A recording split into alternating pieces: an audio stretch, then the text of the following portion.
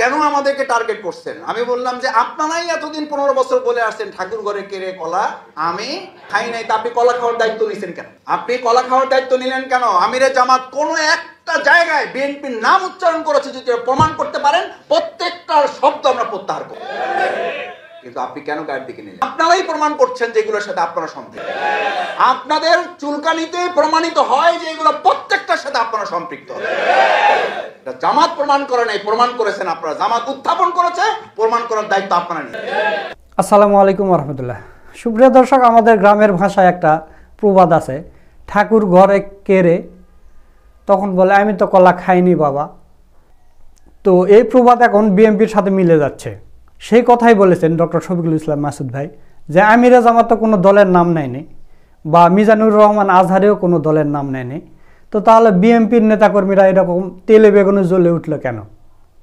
বিএনপির উচিত ছিল যে আরেকটা দল আমাদের এরকম ব্লেম দিচ্ছে বা সাধারণ জনগণ ব্লেম দিচ্ছে বিএনপির নামে, তো বিএনপির চাঁদাবাজি এগুলো বন্ধ করা উচিত। সেগুলো বন্ধ না করে বড় বড় নেতারা, সিনিয়র নেতারা গলা ফাটিয়ে ফাটিয়ে জামাতের বিরোধিতা করতেছে। গত 15 বছর ধরে আওয়ামী লীগ সরকার যেটা করে এসেছে, তারা এখন 71-এর ইস্যুকে সামনে নিয়ে এসেছে। মানে ভারত থেকে প্রেসক্রিপশন লিখে দিয়েছে মোদি সরকার, যে তোমরা যদি এই মলমটা বাঙালিদের খাওয়াতে পারো তাহলে কিন্তু তোমরা এবার ক্ষমতায় যাবে, তোমরা এই মলমটা ভালো করে বিক্রি করো। তো জনগণ আর ওই মলম খায় না, কারণ জনগণ 5 আগস্টে জুলাই আগস্ট গণ অভ্যুত্থানের সেই প্রথম স্লোগানই শুরু করেছিল, তুমি কে আমি কে, রাজাকার রাজাকার। তো বিএনপির ভাইদের লজ্জা থাকা উচিত, তারা জামাত ইসলামীকে সবসময় এরা রাজাকার রাজাকার বলে, অথচ আমরা রাজাকারের তালিকা দেখেছি যে জামাত ইসলামের মাত্র 37 জন ছিল, বিএনপির 1000-এর উপর। এবং তারা বলে যে আমাদের হাতে বা আমাদের দলের হাতে কোনো মানুষ খুন হয়নি। সেই দিন মেজর ডালিম সাংবাদিক ইলিয়াসের লাইভে এসে বলেছে যে 4000 মানুষকে হত্যা করেছে শহীদ জিয়া, 4000 মানুষকে সে হত্যা করেছিল। তো হাসিনা তো এই জুলাই আগস্ট গণ অভ্যুত্থানে 2000-এর উপর মানুষ মারছে, কিন্তু জিয়া তো 4000-এর উপর মানুষ মারছে। তো আপনারা কিভাবে বলেন যে মানুষ হত্যা হয়নি বা বিএনপির হাতে কোনো রক্ত নেই? আমরা তো সেটা দেখতেই পাচ্ছি। আপনারা নিজেরা 50 জনের উপর মানুষ মারা গেছে, আর আপনারা আসে জামাত ইসলামীকে হাদিস শুনেন, ফতোয়া দেন। আপনারা বড় মুফতি হয়ে গেছেন। তো সেই মুফতিরা যারা ফতোয়া দেয় তারা আবার জানাজা নামাজ পড়তে পারে না। আপনারা ভিডিওটা একটু দেখেন। আল্লাহু আকবার।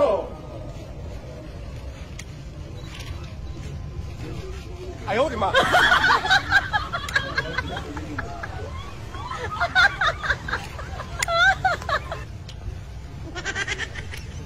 আল্লাহু আকবার।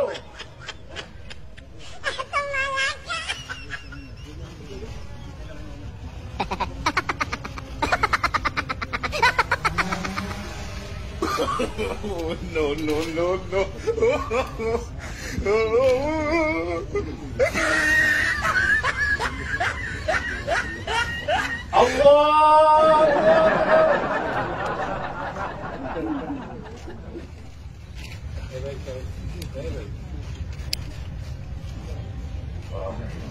ক্যামেরা একটু পিছনে আয় না। আল্লাহু আকবার। আসসালামু আলাইকুম ওয়া রাহমাতুল্লাহ। আসসালামু আলাইকুম ওয়া রাহমাতুল্লাহ। দর্শক, আপনারা দেখলেন যে এরা জানাজার নামাজ পড়তে পারে না, এরা জাতির বলে নেতা। তো এই কারণে আল্লাহ তাআলা সূরা বনী ইসরাঈলের 71 নম্বর আয়াতে বলেছে যে কিয়ামতের দিন তোমাদেরকে নেতা সহ তোমাদের কিয়ামতের দিন উঠাবো এবং জিজ্ঞেস করব। তো এই নেতা যদি এরকম হয় যে জানাজার নামাজও পড়তে পারে না, সেই নেতাকে দিয়ে আপনার হাসর নাসর কিভাবে হবে সেটা আপনারা বুঝে নিন। তো দর্শক, আর কথা বাড়াবো না। তো ডক্টর শফিকুল ইসলাম মাসুদ ভাই এই চাঁদাবাজদের বিরুদ্ধে কি বলেছেন, চলুন সেই ভিডিওটা একটু দেখে আসি। সেদিন সবাইকে হাজির করা হবে, লা তাখফা মিনকুম খাফিয়া। আপনি ভাবেন না এটা এইভাবে মনে হলেও ভালো লাগতেছে না, মানে আপনি খুব শঙ্কিত হচ্ছেন। এখন যদি আরেকটু শর্ট করে বলি যে আপনার পুরো জীবন না, আপনার 1 সপ্তাহের আমলনামা এখন ভিডিও ক্লিপে আপনাকে এখন প্রজেক্টরে দেখানো হবে। আপনার না, আমারটা দেখানো হবে। আমারটা দেখানো হবে প্রজেক্টরের 1 সপ্তাহের ভিডিও ক্লিপ। এখানে কয়জন ইমানদার আমরা আছি যে এটা দেখে এই উন্মুক্ত ময়দানে দেখানো হবে, আর সৎ সাহস নিয়ে এখানে আপনি আমি অবস্থান, আর গোটা জীবনের ভিডিও ক্লিপ ওপেন করে দেওয়া হবে। ইয়াউমাইযিন তু'রাদুন লা তাকফা মিনকুম খাফিয়া, কোনো কিছু সেদিন কারো গোপন থাকবে না, সব ওপেন হয়ে যাবে। 33 সেকেন্ডের ভিডিও ক্লিপ এক ডিসির ওপেন হয়ে যাওয়ার পর ডিসিগ্রি নাই। কত সেকেন্ড? 33 সেকেন্ড। টাকলা মুরাদের 1.5 মিনিটের ভিডিও সেকেন্ড ওপেন হয়ে যাওয়ার পর প্রতিমন্ত্রীগিরি শেষ। আর আপনার গোটা জীবনের ভিডিও ক্লিপ ওপেন হয়ে যাবে, আপনার ঈমান আমল সব ঠিক থাকবে, আপনি জান্নাতে যাবেন। কে নিশ্চয়তা দিয়েছে? এই নিশ্চয়তা আমাকে কে দিয়েছে? এরপরে আল্লাহ তাআলা বলেন ইন্নী যানানতু আন্নী মুলাকিন হিসাবিয়া, সে বলবে আমি দৃঢ়ভাবে বিশ্বাস করতাম যে আমাকে এই রিপোর্টের মুখোমুখি মোলাকি, আমাকে সম্মুখীন করা হবে, আমার হিসাব দিতে হবে, আমাকে হিসাবের সামনে দাঁড়াতে হবে, এটা দৃঢ়ভাবে বিশ্বাস করতাম এবং এটাকে মেনটেন করতাম। তার ব্যাপারে আল্লাহ তাআলা বলেন ফাহুয়া ফি আইশাতির রাদিয়া, এই লোকটার জীবনটাই হবে সন্তোষজনক জীবন। সুবহানাল্লাহ। তাহলে রিপোর্ট সন্তোষজনক, সন্তুষ্টিমূলক জীবনেরও নিশ্চয়তা দেয়। এই জান্নাতিন আলিয়া, এবং সে থাকবে সুউচ্চ জান্নাতে। সুবহানাল্লাহ। ফাহুয়া ফি আইশাতির রাদিয়া ইন্নী জানানতু আন্নী মুলাকিন হিসাবিয়া, যে এই রিপোর্ট, এই হিসাব, এই কর্মপন্থার মুখোমুখি আপনাকে হতে হবে। ফাআম্মা মান উতিয়া কিতাবাহু বিয়ামিনিহি, আরেক দলকে ডান হাতে যে পাবে, যার এই রিপোর্টের ব্যাপারে সচেতন ছিল, ভালো রিপোর্ট, তাকে ডান হাতে দেওয়া হবে।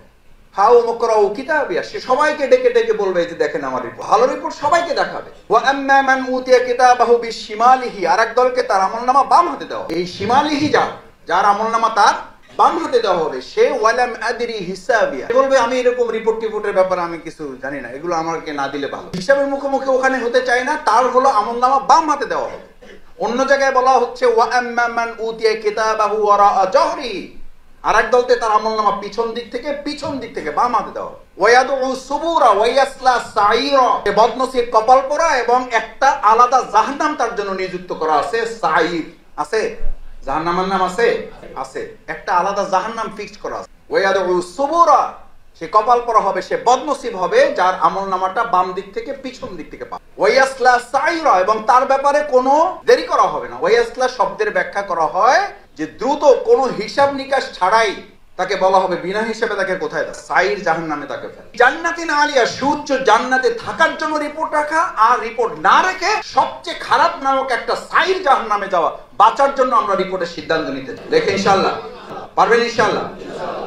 এই প্রসঙ্গে আমার সচেতনতাটা হবে সংগঠনের জন্য না, এটা কার জন্য?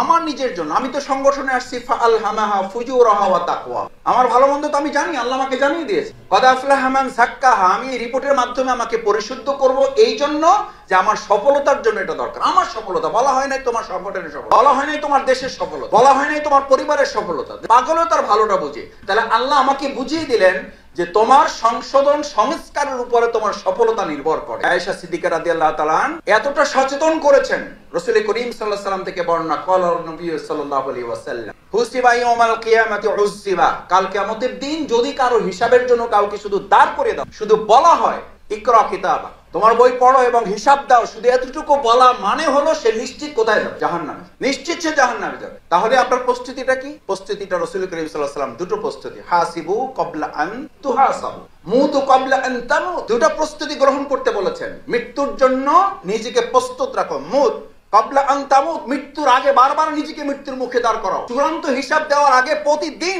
প্রতি মিনিট, প্রতি সেকেন্ড, প্রত্যেকটা মুহূর্ত নিজের হিসাবের কাছে নিজেকে দাঁড় করাও। ফায়াকুলু ইয়া লাইতানি লাম উতা কিতাবিয়া ওয়া লাম আদরি মা হিসাবি, সে বলবে আমার মৃত্যুই যদি শেষ হয়ে যেত, এই হিসাব নিকাশের মুখোমুখি যদি আমি না হতাম। এই দুনিয়াতে যেমন আমরা বলি আমার আমলনামাই যদি, আমার আমল কাজকর্মই যদি, যেমন আমরা বলি যে কাজ করবো ওটা রিপোর্ট দিব, ওই দিনও সে বলবে আমার সবকিছু শেষ হয়ে মৃত্যুই যদি সব শেষ করে দিত। এখন দুনিয়াতে যেমন আপনি আমি চিন্তা করি যে আমার কাজই যদি সব হয়ে যেত। আপনি পৃথিবীতে এমন একটা প্রতিষ্ঠানের কথা বলেন, 1000 টাকারও যদি একটা কেউ প্রতিষ্ঠান শুরু করে, একটা চায়ের দোকান, একটা সিম্পল স্মল টি স্টলও যদি দেয়, ওটার হিসাব নিকাশ আছে না নাই? তাহলে ওই 500 টাকার 1000 টাকার টি স্টলের চেয়েও আপনার জীবনটা কি মূল্যহীন না মূল্যবান? তাহলে ওটার হিসাব থাকলে এটার হিসাব থাকবে না।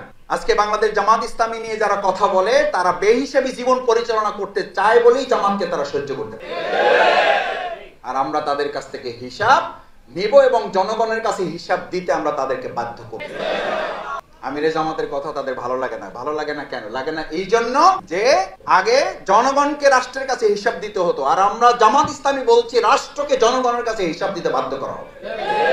আগে বলা হলো রাষ্ট্র হচ্ছে মালিক আর জনগণ হচ্ছে দাস, আর আমরা এখন বলছি রাষ্ট্র হবে সেবক, জনগণ হবে ওখানকার শাসক। এই কথা তাদের ভালো না লাগলে তো বুঝতে হবে ওষুধে কাজ হইলে রোগী একটু লাফাবে। এখন বুঝতে হবে ওষুধও ঠিক আছে, রোগীও সুস্থতার দিকে।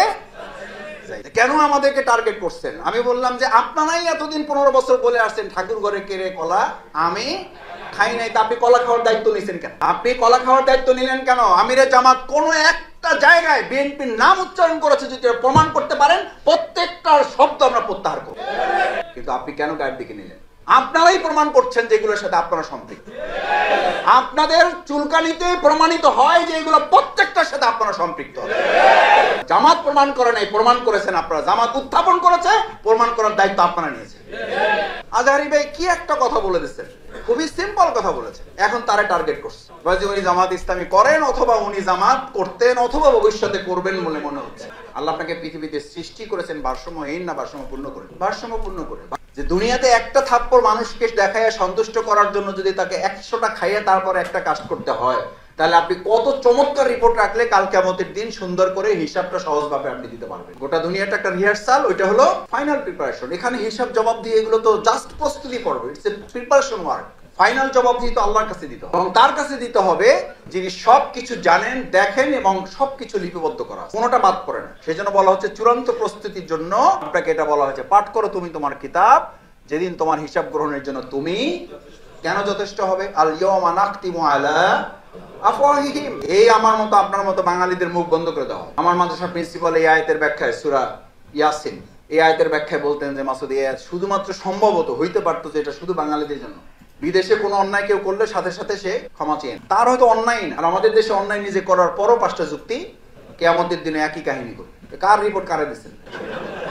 কার রিপোর্ট কারে দিচ্ছেন? আমার এই এলাকার লোকেরা অন্যরকম জানে। আর কি রিপোর্ট নিয়ে আসছেন? এগুলো চেঞ্জ করে নিয়ে আসেন। আর কোন লাইন টাইন আছে কিনা বলেন। সবাই তো কি খোঁজে?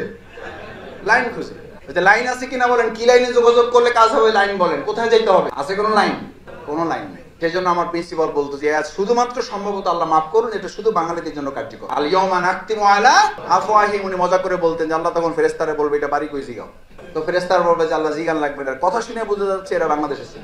তখন আল্লাহ বলবেন এর জন্য আয়াত আছে, ওরে বাই করো, ওর মুখ বন্ধ করো, আরে কি দিয়ে কথা বলতে দাও, ওর হাতকে কথা বলতে বলো। আল ইয়াওমা নাখতিমু আলা আফওয়াহিহিম, ওর হাতকে কথা বলতে বলো। এটা যতটা মজার সাথে এখন শুনছেন, বুঝছেন, আমি বলছি হিসাব করেন। এখন আবার সে আগের কথা বলছি। এখন যদি এই মুহূর্তে আমার হাত শফিকুল ইসলাম মাসুদের বিরুদ্ধে কথা বলা শুরু করে, আপনারা সবাই থাকতে পারবেন, আমি পারবো। এই আলোচনা ফেলে রেখে আমাকে পালাতে হবে। আল্লাহে আমাকে পালাতে হবে। পুরা জীবনেরও না, 1 সপ্তাহ হিসাব যদি আমার এই হাত এখন স্টার্ট করে দেয়, আমার আলোচনা বন্ধ করে এখান থেকে আমাকে পালাতে হবে। অথচ সেই কথাটাই আল্লাহ বলছেন, আল ইয়াওমা নাখতিমু আলা আফওয়াহিহিম। শুধু হাত বলবে তা না, এটার উপরে ভিত্তি করে বিচার ব্যবস্থা প্রতিষ্ঠা করা হয়। আর সেই মানুষ পরকালের বিচার কি অস্বীকার করে, কত বড় আহাম্মক। আল ইয়াওমা নাখতিমু আলা আফওয়াহিহিম, কথা বলবে হাত, ওয়া তাশহাদু আরজুলুহুম, সাক্ষী দিবে পা। একজন কথা বলে আর একজন কি দেয়, আর একজন রায় দেয়। বিমা কানু ইয়াকসিবুন, সব কিছু সেদিন হিসাব করা হবে, সব তুমি জানতে পারবা। তাহলে রিপোর্ট চলবে না? চলবে না। দর্শক, আপনারা ডক্টর শফিকুল ইসলাম মাসুদ ভাইয়ের পুরো বক্তব্যটা শুনলেন। তো সব মিলে আজকের এই ভিডিওটা আপনাদের কাছে কেমন লেগেছে? যদি ভালো লাগে অবশ্যই লাইক করবেন, শেয়ার করবেন। সকলকে ধন্যবাদ। আসসালামু আলাইকুম ওয়া রাহমাতুল্লাহ।